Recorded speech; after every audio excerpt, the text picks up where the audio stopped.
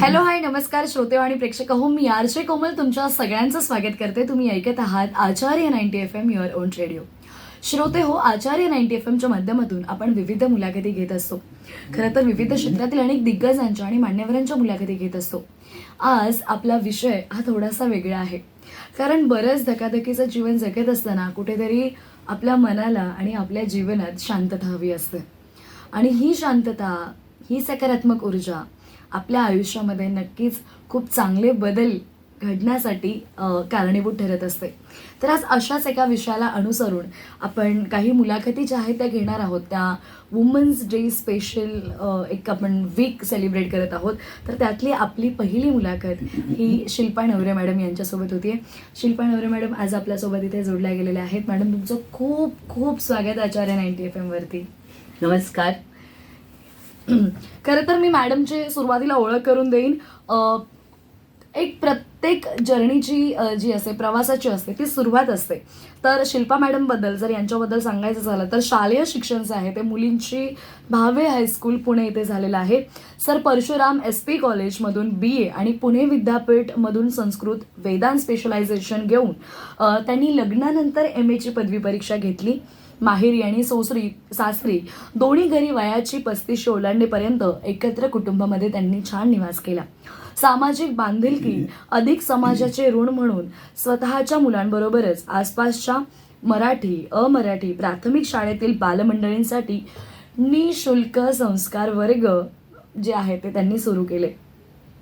1992 पासून घरातल्या मोठ्या प्रोत्साहन आणि पाठिंब्यामुळे संसार सांभाळून निरनिराळ्या संस्कृत तसेच मराठी आध्यात्मिक विषयांवर, उदाहरणार्थ श्री ज्ञानेश्वरी, श्री तुकाराम गाथा, श्री दासबोध, श्रीमद भगवद्गीता इत्यादी ग्रंथांवर मुंबई तसेच बाहेरील विविध महिला संस्थानांमध्ये सुद्धा प्रवचने दिली. त्याचबरोबर हिंदू वुमन्स वेलफेअर सोसायटीतर्फे संचालित श्रद्धानंद महिलाश्रम माटुंगा येथील त्यांचं संलग्न सुद्धा झालं. अनाथ मुला मुलींसाठी बालकल्याण संस्था, विद्यार्थिनी वसतिगृह, कुर्ला महिला वसतिगृह, त्याचबरोबर वसई वृद्धाश्रम इत्यादी संस्थांच्या व्यवस्थापन समितीमध्ये 20 वर्षापासून सभासद आणि 2 वर्षांपासून ट्रस्टी म्हणून त्या कारभार पाहत आहेत. शंकरमठ माटुंगा संचालित वार्षिक KG ते 10वी पर्यंत गिरगाव, दादर, गोरेगाव आसपासच्या 1000हून अधिक शालेय विद्यार्थ्यांसाठी श्री आदिशंकराचार्य रचित संस्कृत श्लोक पठण स्पर्धा मुख्य अधिकारी म्हणून त्यांनी जबाबदारी पार पडली. कोविड काळात वर्षभर साप्ताहिक वृद्ध स्त्री पुरुषांच्या सोयीसाठी रामरक्षा, भगवद्गीता इत्यादी विषयांवर झूम ऑनलाईन प्रवचनं सुद्धा त्यांनी दिली. श्रोत्यांनी दाखवलेली आपुलकी, विश्वास आणि दिलेली संधी यामुळे अर्थात त्यांच्या कामाची व्याप्ती जी आहे ती आज इतकी विस्तारलेली आहे. खरं तर मला असं वाटतंय की प्रत्येकाच्या आयुष्यामध्ये ह्या सगळ्या गोष्टींची आवश्यकता असते आणि इतकं धकाधकीचं जीवन असताना आपल्या मुलांवरती, आत्ताच्या नवीन पिढीवरती ते संस्काराचं बीज असतं ते कुठेतरी रोवलं गेलं पाहिजे आणि याचं मुख्य काम शिल्पा मॅडम करतायत. मॅम, तुमचं पुन्हा एकदा आचार्य 90 FM वरती खूप खूप स्वागत. आपण गप्पांना सुरुवात करूयात. मी मुलाखत म्हणणार नाही, कारण आज मी छान गप्पा मारणार आहे आणि या गप्पांमधून मला पडलेल्या प्रश्नांचा उलगडा, कदाचित तेच प्रश्न श्रोत्यांनाही पडलेले असतील, तर त्या प्रश्नांचा उलगडा आपण आज इकडे करणार आहोत. शिल्पा मॅम, सुरुवातीलाच पहिला प्रश्न असा की तुम्हाला अध्यात्माची ओढ कशी लागली? नमस्कार. सर्वात प्रथम गप्पा मारायच्या अगोदर मी आचार्य 90 FM त्याचबरोबर कोमल आणि कल्पित तुमच्या दोघांचाही मनापासून आभार. Thank you so much ma'am. आभार म्हणत नाही, कारण आभारात भार आहे. धन्यवाद म्हणत नाही, धन्यवादात वाद आहे. पण आज इथं येऊन तुम्हाला भेटल्यामुळे खूप आनंद झाला. नक्कीच. पूर्वी कसं असायचं, पूर्वी आपण पत्र लिहून आपल्या मनातल्या भावना किंवा गोष्टी लिहून पाठवत असतो. पत्र लिहून झालं, पण त्याच्यावरचा पत्ता लिहायचा राहिला आणि पत्ता न लिहिता जर पोस्टात टाकलं, पोस्ट पेटीत टाकलं, तर ते पत्र त्या व्यक्तीला न पोचता कचरापेटीत जाईल. त्याचप्रमाणे ज्याच्यामुळे आपण सकाळी उठल्यापासून उठतो, बसतो, कामं करतो, अभ्यास करतो, हे ज्याच्यामुळे आपण करू शकतो त्याचा शोध घेणं अत्यंत आवश्यक आहे. बरोबर. त्याचा पत्ता काय आहे किंवा त्याची जाणीव आपल्याला असायला पाहिजे. आणि म्हणून त्याची जाणीव होणं, त्याचा पत्ता शोधण्याचा प्रयत्न करणं म्हणजे अध्यात्म. वा. आणि गंमत अशी आहे, अध्यात्म ही जीवनसाधन आहे. आजकाल इतकं अध्यात्माच्या वेगवेगळ्या प्रकारे लोक व्याख्या करतात. त्यांच्या दृष्टीने ते बरोबर आहेत. पण माझ्या बाबतीमध्ये किंबहुना मला असं वाटतं की अध्यात्म म्हणजे अधिकृतपणे आत्मतत्वाचा अभ्यास. बरोबर. जो आमच्या आतमध्ये आहे, ज्याच्यामुळे आम्ही आहोत, हू ॲम आय जसे आपण म्हणतो, येस. त्याचा कधीतरी शोध हा घ्यायलाच हवा. पण कसं आहे माहिती आहे का, अध्यात्म करणारे 3 प्रकारचे लोक आहेत. एक आवडीनं, एक सवडीनं आणि नडीनं. आवडीनं आणि सवडीने करणारे खूप कमी लोक आहेत, पण नडीने करणारे जास्त लोक आहेत. मी असं का म्हणते माहिती आहे का, आपल्या प्रपंचामधल्या कटकटी संपत नाहीत. 7:30 सुरू झाली की आपल्याला ज्योतिषाची आठवण होते, गुरूंची आठवण होते. आणि मग ते गुरु सांगतात की अमुक अमुक करा म्हणजे त्याच्यातून सुटाल. आणि आम्ही खरंच, अरे फॉर एक्झाम्पल, शनीची महादशा म्हटल्यानंतर दर शनिवारी मारुतीला जाणं, तेलवात लावणं, त्याला माळ घालणं.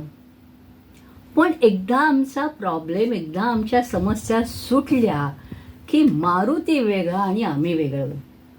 आमचा जणू काही त्याच्याशी संबंधच नाही. ह्याला म्हणतात नडीने केलेलं अध्यात्म. कोणीतरी करायला सांगितलं, कोणीतरी करायला सांगितलं म्हणून मनामध्ये भावना शून्य, असं म्हणत नाही मी, पण कोणीतरी सांगितलंय म्हणून आपलं करणं. खरं लहानपणापासून ती जे म्हणतेस ना, अध्यात्माची तुम्हाला ओढ कशी लागली. आपल्या सगळ्यांना अध्यात्माची ओढ आहे आणि ती ओढ लागावी म्हणून आपल्याकडचे संस्कारही तितकेच महत्त्वाचे. आपल्याला आई वडील सांगतात लहानपणी, उठावं, देवाला नमस्कार करावा, सूर्याला नमस्कार करावा, त्याची 12 नावं पाठ करावी. एवढंच नाही तर जेवायला बसताना वदनी कवल घेता नाम घ्या श्रीहरीचे असं म्हणावं. संध्याकाळी पुन्हा शांताकारम ये लक्ष्मी बैस बाजे, ह्या गोष्टी कराव्या. एवढंच नाही तर आम्ही जेव्हा लहान होतो म्हणण्यापेक्षा आम्हाला आमच्या आईवडिलांनी सांगितलं, एखाद्या वस्तू किंवा व्यक्तीला जर पाय लागला तर त्याला पटकन नमस्कार करावा. बरोबर. किंबहुना नवीन गोष्ट जर आपण आणली तर त्याला देवापुढे ठेवा. बरोबर. त्याच्यामुळे आम्हाला मिळतं आहे. पण हळूहळू विज्ञानाचा पसारा म्हणण्यापेक्षा थापट पसारा झाला आणि या गोष्टी हळूहळू लुप्त होत गेल्या. आणि मग मनात येतं की खरोखर आमच्या पूर्वजांनी ह्या ज्या बारीक सारीक गोष्टी सांगितल्यात, किंबहुना सकाळी उठल्याबरोबर कराग्रे वसते लक्ष्मी करमध्ये, पृथ्वीवर पाय ठेवताना तिचं आधी स्मरण आहे ना. बरोबर. ते सगळं आम्ही विसरलो आणि उठल्याबरोबर एकदम चहा घेतल्याशिवाय आम्हाला चैन पडत नाही, इतके आम्ही खाली आलो. आणि मग या बाबतीमध्ये असं वाटायला लागतं की खरंच इथं ईशावासेदम सर्वम यत्किंचम जगत्यान जगत, आम्हाला आमच्या सगळ्या पूर्वजांनी का हे सांगितलं. प्रत्येक ठिकाणी हे ईशतत्व आहे, परमेश्वर आहे. तो वस्तूमध्ये आहे, तो व्यक्तीमध्ये आहे, प्राणीमात्रांमध्ये, चराचर जगतामध्ये फक्त त्याचं अस्तित्व आहे. आम्ही इथं झिरो आहोत. मग आम्ही झिरो आहोत, पण आम्ही कुणामुळे आहोत ह्याचा शोध घेणं ही खरी जीवन साधन आहे. बरोबर. पण काय झालं माहिती आहे, देवपूजा करणं, जपजाप्य करणं, पारायण करणं, ह्या सगळ्या गोष्टी म्हणजे अध्यात्म असा हळूहळू कर्मकांडात्मक विचार व्हायला लागला. या साधना आहेत, ते साध्य नाही. बरोबर. आणि मग अशा वेळेला मनात येतं की खरोखर तसं पाहायला गेलं तर तुला आता मला विचारलंस मला लहानपणी तुम्हाला ओढ कशी लागली, ह्या तर गोष्टी घरामध्ये होत्याच. पण त्याचबरोबर माझ्या माहेरी आणि सासरी दोन्हीही संत महंतांचं वास्तव्य, त्यांचा सहवास आम्हाला लाभला. आणि त्यांच्या बोलण्या चालण्यातून जे काही आम्ही ऐकत गेलो त्यानुसार वाटायला लागतं खरोखर हे काय गूढ आहे. मी तुला म्हटलं मी वेदांत घेतला खरा, आवड होती पहिल्यापासून संस्कृतची. BA ला असताना भगवद्गीतेचा अभ्यास झाला, MA ला असताना आम्हाला उपनिषद, मुळामध्ये 4 शाखा असतात संस्कृतच्या ह्याच्यामध्ये, वेद, वेदांत, नाट्यशास्त्र आणि व्याकरण. यापैकी तुम्ही काय घ्याल त्याच्यावर तुम्हाला त्याचा अभ्यास करायला लागतो. पण मला मुळामध्ये ती ओढ असल्यामुळे मी वेदांत घेतलं. तेव्हा उपनिषद, ब्रह्मसूत्र, शांकरभाष्य, गौडपादकारिका, सांख्यकारिका ह्या सगळ्यांचा अभ्यास हळूहळू करत गेले. पण त्यावेळेला परीक्षार्थी केलं. परीक्षार्थी म्हणजे तुझ्या आलं असेल लक्षात. बरोबर, परीक्षेपुरतं रट्टा मारला, अभ्यास केला, झालं. पण नंतर मात्र मनात यायला लागलं हे काय गूढ आहे.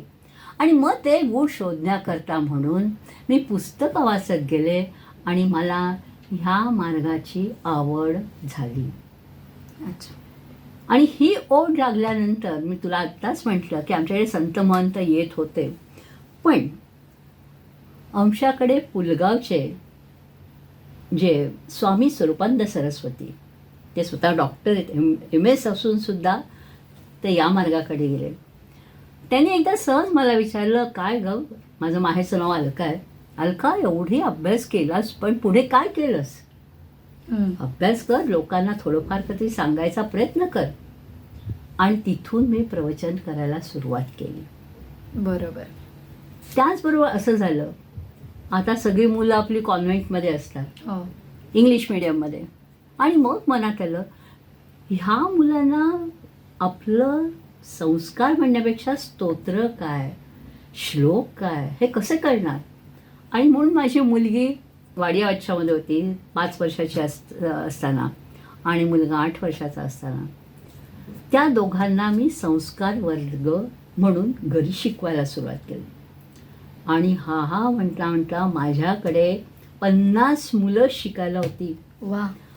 आणि कोमल, खरं सांगू का, इतकी आनंदाची गोष्ट आहे, ती मुलं सकाळी 8:30ला आंघोळ वेणी व्यवस्थित छान यायची. आणि अगदी मनाचे श्लोक, शांतिमंत्र, गणपती अथर्वशीर्ष, श्रीसूक्त जवळजवळ 15-16 वर्ष ही मुलं शिकत होती.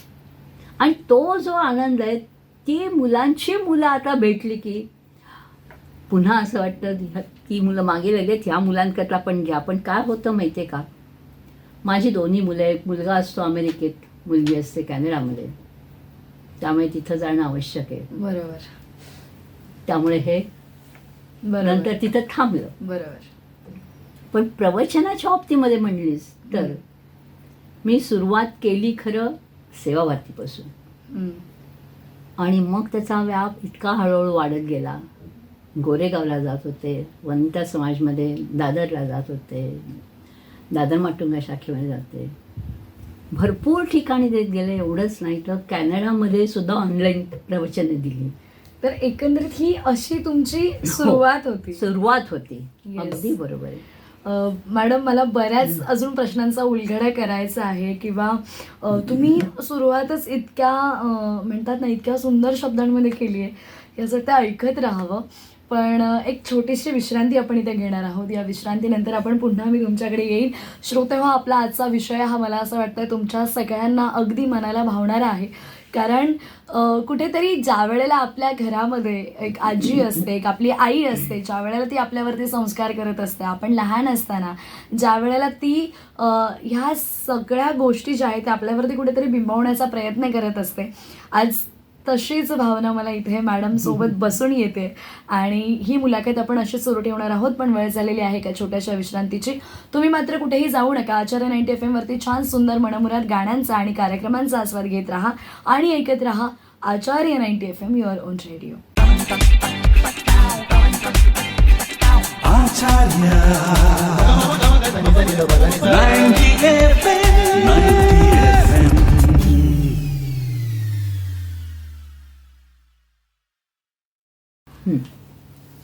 हॅलो हाय नमस्कार श्रोते आणि प्रेक्षक हो, मी आरजे कोमल तुमच्या सगळ्यांचं पुन्हा एकदा छोट्याशा विश्रांतीनंतर मनापासून स्वागत करते.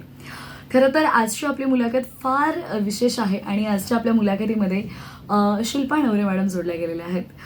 ब्रेकपूर्वीच आपण त्यांच्याकडून जाणून घेतलं की एक अध्यात्माची ओढ ही कशी लागते, त्याची सवय असं म्हणतात की हे जे संस्कार असतात जे बालवयातच आपल्यावरती केले जातात, पण कॉलेजच्या वयामध्ये किशोर वयामध्ये एक फक्त अभ्यास करायचं म्हणून केलं आणि नंतर असं म्हणतात की कुठेतरी कोणीतरी आपल्याला पुश करणं गरजेचं असतं, जे मॅडमच्या बाबतीतही झालं. आणि त्यानंतर त्या ज्या काही या क्षेत्रात उतरल्या ते आजपर्यंत अजूनपर्यंतही त्या तशाच पाय रोवून उभ्या आहेत आणि समाज प्रबोधन करण्याचंही काम करत आहेत.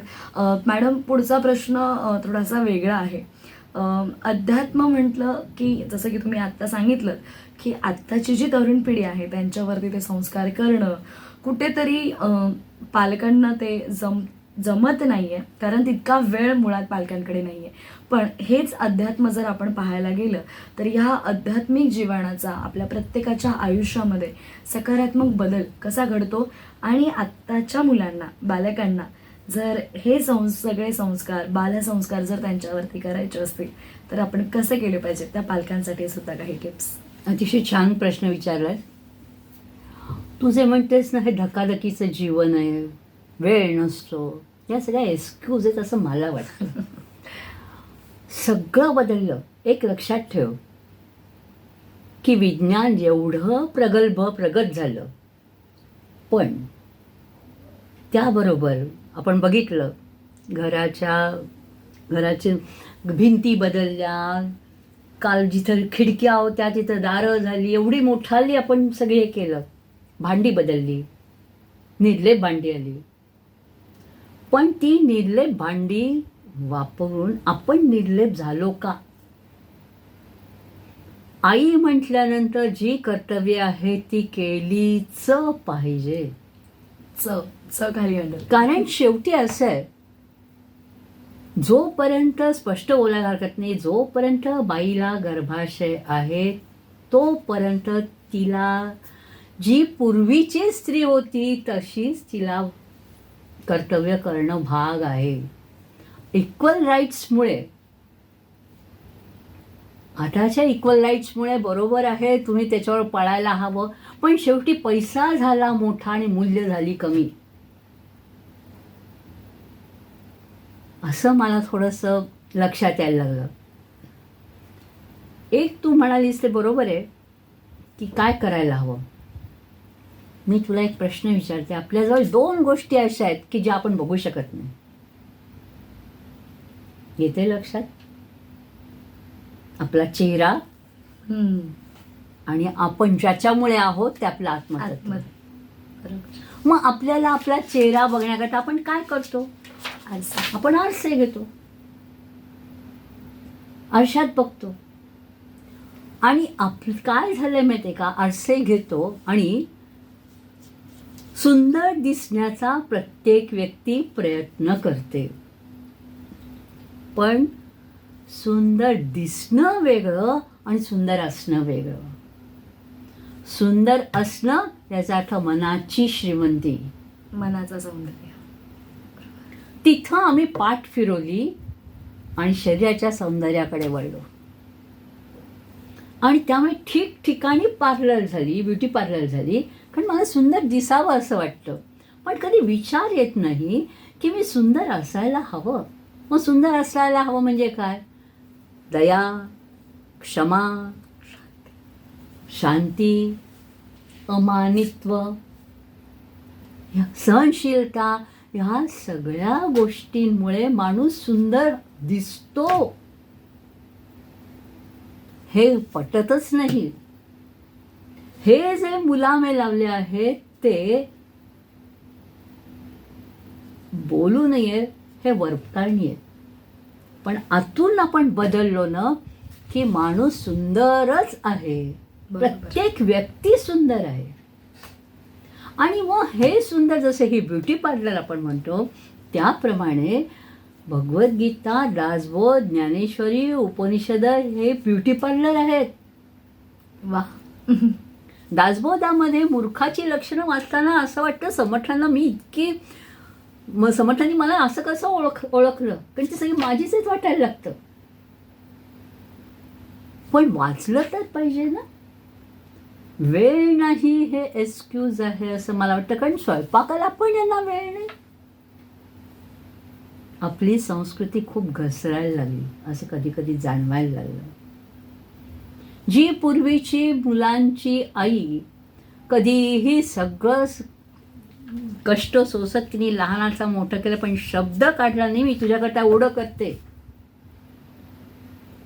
ती स्त्री आता उठसूट मी मुलांना सांगते मी तुझ्याकरता एवढं करते. मुलांना तुम्ही आईचं सान्निध्य हवंय, मुलांना वस्तू नकोय. आणि याकरता म्हणून तुझा जो प्रश्न आहे की सकारात्मक कसं राहायला हवं, कधीतरी दासबोध वाचा, कधीतरी ज्ञानेश्वरी अवघड आहे. मनाचे श्लोक तर किती सुंदर आहे. नको रे मना क्रोध हा खेदकारी, नाही का. किती रागामुळे आपल्याला त्रास होतो. आणि आम्हाला लहानपणी आई सांगायची राग आला की 1 ते 10 आकडे मोज, तेव्हा कळायचं नाही ग, कारण मन माकडासारखं आहे. हो की नाही. बरोबर. आणि त्यामुळे पण त्याचा आता अर्थ कळतो की 1 ते 10 आकडं म्हणण्यामध्ये अशी शक्ती आहे की किंवा ह्या मनाची चंचलता अशी आहे की मी कशा करता रागवले मी विसरते. पण त्याच्याकरता मनाचे श्लोक पण वाचले पाहिजेत ना. बरोबर. काहीतरी तुम्ही करायला हवं. बाकी तुम्हाला सगळ्याला वेळ आहे, पण फक्त खरं जीवन साधनेला कोणालाही वेळ नाही. पैसा झाला मोठा. तुम्हाला खरं ऐकायला तुला कसं तरी वाटेल, पण जाणवतं हे आता. इक्वल राईट्समुळे सगळी पंचायत होते. पण इक्वल राईट्स तुम्ही इथून पुढे जात असताना 1 पाऊल पुढे आणि 1 पाऊल मागे असंच जाणार ना. बरोबर. का उड्या मारत जाणार? दोन्ही पाय सारखे मारायला तर ते उड्या मारत जाणार, दमाल तुम्ही. पण त्याच्याऐवजी आपण चालतो 1 पाऊल पुढे 1 पाऊल मागे. संसारात एक्झॅक्टली हेच आहे. आताची जी विस्कटलेली घडी आहे ती जर सावरायची असेल किंवा तू म्हणते त्या याच्यामध्ये एकाने घर बघावं, दुसऱ्याने बाहेरून आणावं, ही जी पूर्वी संस्कृती होती. मला पण पहिल्यांदा मनात आलं होतं. मी मास्टर्स केलं आणि त्याच्यानंतर माझे मिस्टर IIT मधले, त्यांनी स्पष्ट सांगितलं तू माझ्या आईच्या हाताखाली राहा, कारण आमच्याकडे भरपूर राबता होता. प्रोफेसरशिप पण मिळाली होती, PhDचं पण ठीक आहे. पण त्याचं आय हॅव नो रिग्रेट.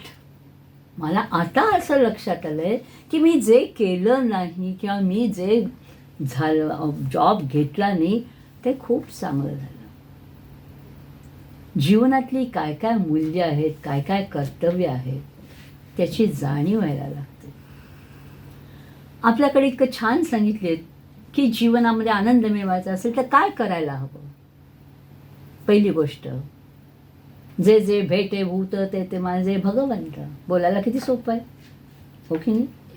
पण मी पुढे जात असताना एकीने मला धक्का मारला तर मला इतका राग येतो आणि मी पटकन म्हणते तुला दिसत नाही का. मी काही कारणास्तव व्यंगाला बोलले नाही का. बरोबर. हा विचार माझ्या मनात यायला हवा की चुकून लागला असेल. हे बघा, प्रत्येकाच्या आयुष्यात सुखदुःख येतात, चढ उतार येतात, वर खाली होत राहतं, हेच तर खरं जीवन आहे. बरोबर. पण म्हणून तर आम्हाला सुखामध्ये हुरळून जाऊ नका आणि दुःखामध्ये पिचून जाऊ नका ही वाक्य नाही आहेत. हे पचवलंय आपल्या लोकांनी. बरोबर. अगदी बरोबर. आमच्या घरामध्ये का सगळ्यांच्या शांतता राहील, कारण बाई सहनशील आहे. तू बघायला गेलीस तर पुल्लिंगी जे गुणधर्म आहेत ते पुरुषांना आहेत. विवेक, अहंकार, बोलायला काही हरकत नाही. पण त्याच्या उलट बाईच्या माया, ममता, ममता. सहनशीलता हे बाईला दिलेत. वरच्यानी व्यवस्थित मॅनेज केलेलं आहे. आपण गोंधळ घातला. आणि सहनशीलता म्हणजे काय ग? आपण हर घडी प्रत्येक जण बोलत असतो मी खूप सहन केलं या घराकरता. पण आचार्यांनी, शंकराचार्यांनी इतकी सुंदर व्याख्या दिली आहे. सहनम सर्व दुःखानाम अप्रतिकारपूर्वकम चिंता विलापरितम सात तीक्षा निघते. हर घडी आपण बोलतो म्हणजे तितिक्षा म्हणजे सहनशीलता नाही. जी कुठलाही प्रतिकार न करता सहन करते, न रडता सहन करते, ती सहनशीलता ते आपल्या आयांनी केलेलं आहे. खरं. आणि या बाबतीमध्ये मग असं वाटतं ही सहनशीलता आमच्यामध्ये यायला हवी. पण त्याचबरोबर त्याकरता कसं करायला पाहिजे? आगते स्वागतम कुर्यात. जे येईल ते accept it, do it and forget it. सोप्पा फंड आयुष्याचा. सोप्पा फंड आहे आयुष्यामध्ये. अतिशय अध्यात्म अवघड नाहीये, बोजड नाहीये. जीवन अतिशय सुंदर आहे. पण ते आम्ही काही कारण नसताना बोजड करून टाकलं. आणि मग काही वेळेला आपल्याला माझ्या मनात येतं खरंच खरंय. म्हणजे आम्हाला खरं म्हणजे सांगायला हरकत नाही पाहिजे की सुखदुःख कशी झेलावी. आणि एकाने तर अतिशय छान लिहिलंय, सुखाचा पेपर म्हणजे पद्याचा पेपर आणि दुःखाचा पेपर म्हणजे गद्याचा पेपर. गद्याचा पेपर सोपा आहे, रट्टा मारला लिहिलं. पण पद्य समजून करायला घ्यावे पाहिजे. सुख आम्हाला पचवायची ताकद आली पाहिजे, जी आता नाही. पैसा आला की सुख आहे असं वाटतं, पण मनशांती कुठल्या कुठे गेली. बरोबर. आणि मग ह्याकरता आम्ही कसं करायला हवं? प्रसाद बुद्धी. आचार्य सांगतात प्रसाद बुद्धीने राहा. देवळामध्ये गेलो, 10 रुपये ठेवल्यानंतर तो पुजारी साखरपुड्यानेच देणार, तो नारळ कसा देईल तुला? हो की नाही? जसं तुमचं करणं तसं त्याचं देणं. मग ही प्रसाद बुद्धी ठेवली की माणसाला कोणत्याही प्रकारचा त्रास होणार नाही. खरंच. मॅडम तुम्ही आता इतक्या सोप्या भाषेमध्ये, इतक्या सोप्या शब्दांमध्ये अगदी सगळं आयुष्य कसं जगावं हे, किंवा कोणत्या गोष्टी केल्या पाहिजेत आणि कोणत्या गोष्टी अगदी सहज आपण करू शकतो, या तुम्ही सोप्या शब्दांमध्ये इथे समजावून सांगताय. खरं तर यानंतर पुढचा प्रश्न असा आहे की तुम्ही आजवर बऱ्याच ठिकाणी प्रवचनं केलेली आहेत, बऱ्याच ठिकाणी तुम्ही लोकांपर्यंत पोहोचलेले आहात, तिथे तुम्हाला वेगवेगळे अनुभव आलेले असतील. तर तो प्रवास कसा होता तुमचा किंवा कसा आहे? हो, तो पण प्रवास खूप छान होता. तुला आता सांगायचं म्हणजे वयाच्या 45व्या वर्षीपासून मी प्रवचन करायला लागले, कारण मिस्टरांची बदली झाली कलकत्त्याला आणि थोडीफार मुलं पण मोठी झाली, वेळ होता, अभ्यास करत होते. मी जेव्हा प्रवचन करायला सुरुवात केल्याबरोबर एका बाईने मला विचारलं, म्हणजे तुमचा काही डिवोर्स नाही आहे ना? म्हणजे आपल्याकडे ही पाहण्याचा कन्सेप्ट झालेली आहे की अध्यात्माकडे वळणारी माणसं ही काहीतरी प्रॉब्लेम आला म्हणून वळतात. त्यांच्या आयुष्यात खूप काहीतरी मोठं होऊन गेलं, त्यांच्या आणि काहीतरी झालं. असं झालं तरच इकडं. असं नाहीये, असं अजिबात नाहीये. पण मी गोरेगावला जात होते, असिस्टंट कमिशनर होत्या त्या बाई, वय वर्ष 80. त्यांच्याकडनं मी खूप शिकले. त्यांचं मंडळ अतिशय छान होतं, नाव होतं आनंदाई मंडळ. आणि प्रत्येक वेळा नवीन विषय द्यायचे. पण त्यांचं एक होतं की 3:30ला प्रवचन असेल तर बायकांनी 3:15ला आलं पाहिजे. बरोबर. अतिशय शिस्तीची बाई. पण मी त्यांच्याकडनं खूप गोष्टी शिकल्या, कारण मी नवीन होते ह्याच्यामध्ये. अजूनही माझं अजून सुरुवातच आहे. खूप मोठा अभ्यास आहे. बरोबर. आणि आपण काय शिकलो म्हटल्यानंतर बायका हुशार आहेत. एका बाईने मला सहज विचारलं, शिल्पा ते तुम्हाला एक सांगू का, कायम आपला विष्णू झोपलेला आणि लक्ष्मी पाय चेपते, म्हणजे घरी पण तेच आणि बाहेर पण हेच, असं का हो? म्हटलं बरोबर आहे तुमचं देवांपासून प्रश्न. चालत आले. पहिल्यापासून चालत आलेलं आहे. मला त्यांना काय उत्तर द्यायचं कळलं नाही, कारण त्या माझ्याहून वयाने मोठ्या होत्या. त्यांचा प्रश्न बरोबर आहे. मी त्यांना एवढंच म्हटलं, हा प्रश्न कधी मला सुचला नाही. बायका हुशार आहेत. हो, खूप. खूप हुशार आहेत. त्यांचा अभ्यास पण खूप आहे आणि अनुभव पण खूप येत गेले. त्या अनुभवातून मी शिकत गेले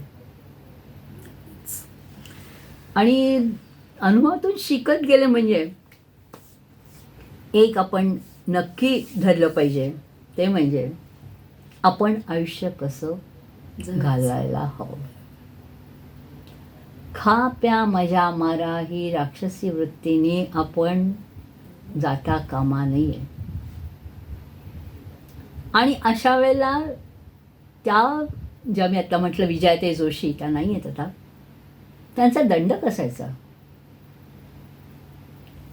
की प्रत्येक प्रवचनाच्या घरी गेल्यानंतर नोट्स काढल्या पाहिजेत.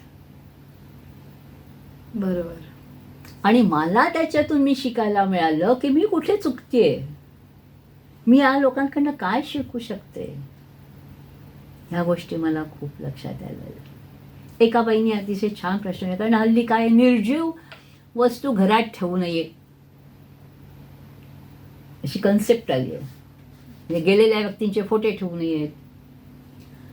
तर तिचे मिस्टर नुकतेच गेले होते. ती मला म्हणाली, शिल्पाती मला एक प्रश्न विचारायचा आहे की असं काही असं. म्हटलं, हे बघ, परमेश्वर सगळीकडे भरलेला आहे. तो निर्जीव वस्तूमध्ये पण आहे आणि सजीव वस्तूमध्ये पण आहे. म्हणजे जिने तुला सांगितलं की निर्जीव वस्तू म्हणजे फोटो मिस्टरांचा काढून टाक, मग त्या लोकांची प्रॉपर्टी का हवी तुम्हाला? बरोबर. अगदी खरं. हा विचार का नाही येत? म्हणजे आपण बोलत असताना दुसऱ्याच्या मनाचा विचार करायला हवा. हवा. किंवा त्या व्यक्तीवरती काय प्रसंगावधान झालेलं आहे किंवा ती कोणत्या उचलली जीभ गेलेली लावली आहे. टाळायला, असं होत राहतं. आणि मग म्हणून खरं खा प्या मजा मारा अशी वृत्ती व्हायचं कारण असं आहे आपल्याला, ही जीभ इतकी वाईट आहे. 1.5 x 4.5 म्हणतात ते, सारखी वळवळत असते नाही का, बरोबर. बोलण्याकरता नंतर खाण्याकरता. तिला नियंत्रण ठेवणं आवश्यक आहे दोन्ही गोष्टींमध्ये. तिच्यावरच. म्हणूनच. आणि ती एकमेव अशी आहे की ती बाहेर पण जाऊ शकते, आत पण राहू आत पण शकते. बरोबर. काय परमेश्वराची किंवा या कधी आपण विचार केला का? बाकी सगळे अवयव असायचे असेल, ती जीभ मात्र बाहेर पण जाऊ शकते, आत पण येऊ शकते. तसंच आहे, चांगल्याही गोष्टी घेऊ शकता, तो विचार करायला हवा. बरोबर.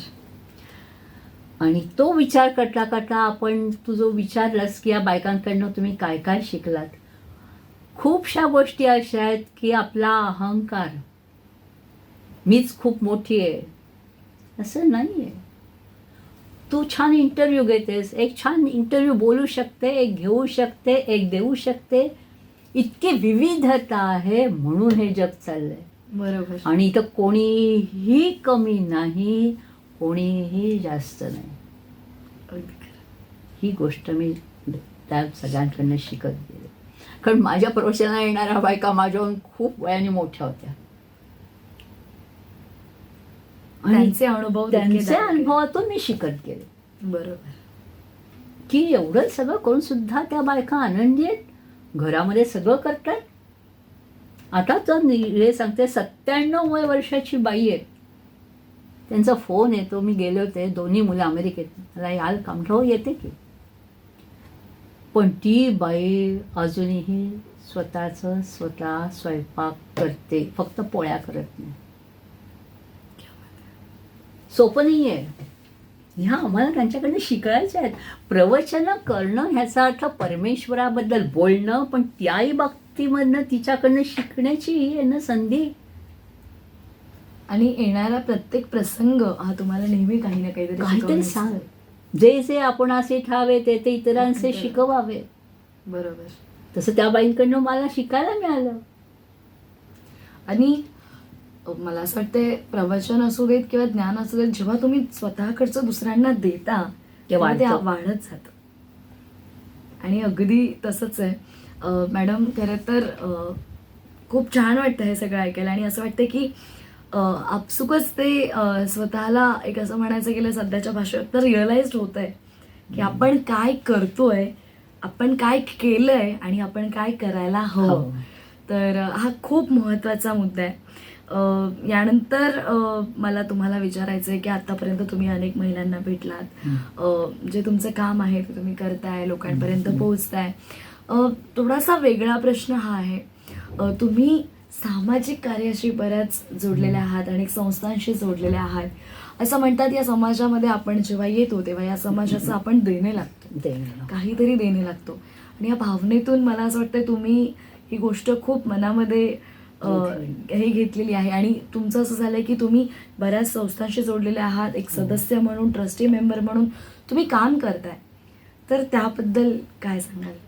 काय झालं माहिती आहे, आमच्या इथं एक डॉक्टर सुविभा भाटोडेकर, आता त्या नाही आहेत, खूप त्या बाईंनी काम केलं. आणि त्या माझ्या मागे लागल्या की तुम्ही श्रद्धानंद महिलाश्रमामध्ये या. त्या श्रद्धानंद महिलाश्रमाच्या त्या अध्यक्षा होत्या.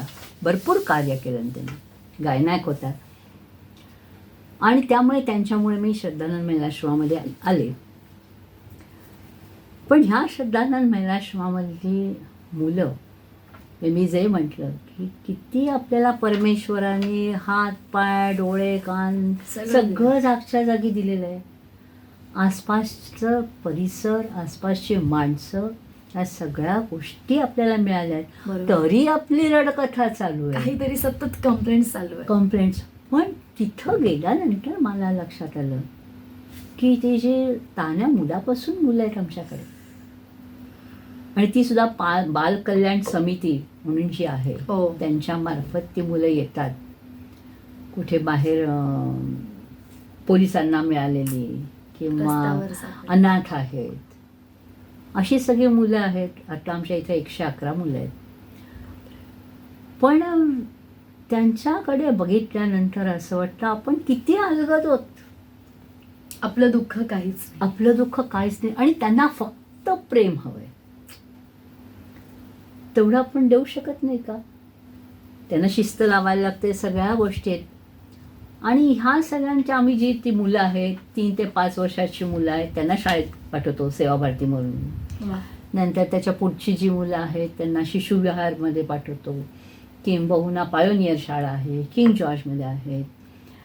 10वीपर्यंत तिथं शिकल्यानंतर SNET कॉलेजमध्ये जे कोर्सेस आहेत त्यांना पाठवतो.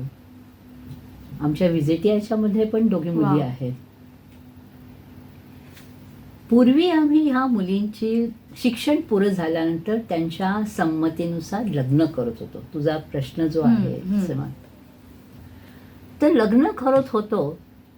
मी कन्यादान पण केलेली आहे. वा. पण त्या ह्याच्यामध्ये एक मी तुला अनुभव सांगते. अनवेडेड मदर आपल्याला डोक्यात पण येणार नाही. झारखंडहून एक मुलगी आली होती आणि आली तेव्हा अतिशय लहान होती. अनवेडेड मदर, वयाने लहान, त्यामुळे तिचं मूल दत्तक म्हणून दिलं गेलं. ती हळूहळू मोठी मोठी 32 वर्षाची झाल्यानंतर तिच्या मनात लग्न करावं, अगं दिसायला अगदी काहीतरी, पण अशा वेळी तिचं लग्न होणं ही प्रत्येकाची नॅचरल इन्स्टिंक्ट आहे की माझं लग्न व्हावं. वाव. बरोबर.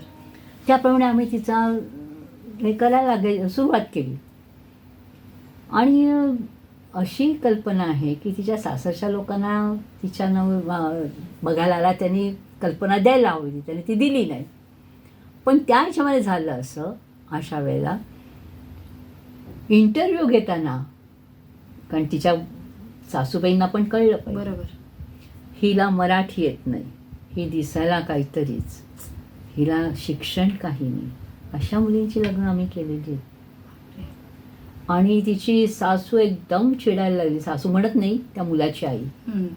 कारण तिचं नाव शिबी, त्यांना वाटलं शिवी, म्हणून त्या म्हणाल्या, त्या तुम्ही मला फोन द्यायला सांगितलं, म्हणल्या तुम्ही काय शिकवता, तर वाटलं ते शिकवलं. पण ज्या समाजातून बाहेर पडल्याच नाहीत अशा मुलींना बाहेरची हवा दाखवणं आपलं काम आहे. बरोबर.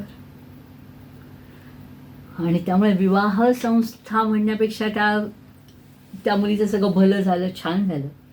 त्या मुलींना आणताना बघून पण आनंद होतो. एवढंच नाही तर अशा वेळेला असंही वाटतं की हे एकट्या दुकट्याचं काम नाही आहे. नक्कीच. आत्तापर्यंत जी काही कामं प्रवचन प्रत्येकजण मी निमित्त झाले, यांनी माझ्याकडनं करवून घेतली याचा अर्थ मी केलेलं नाही आहे.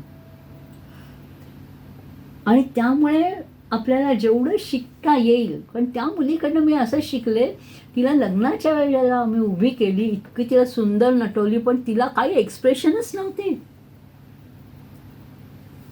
मी म्हटलं असं कसं शक्य आहे, पण स्थितप्रज्ञ म्हणतात ना, तशी ती होती. तिच्याकडनं हे शिकले की काही नाही, हुरळून गेली नाही की काही नाही, लग्न झालं, अतिशय छान नांदते. आणि आपण ह्या सगळ्यांकडनं शिकत असतो, बऱ्याच गोष्टी शिकत असतो.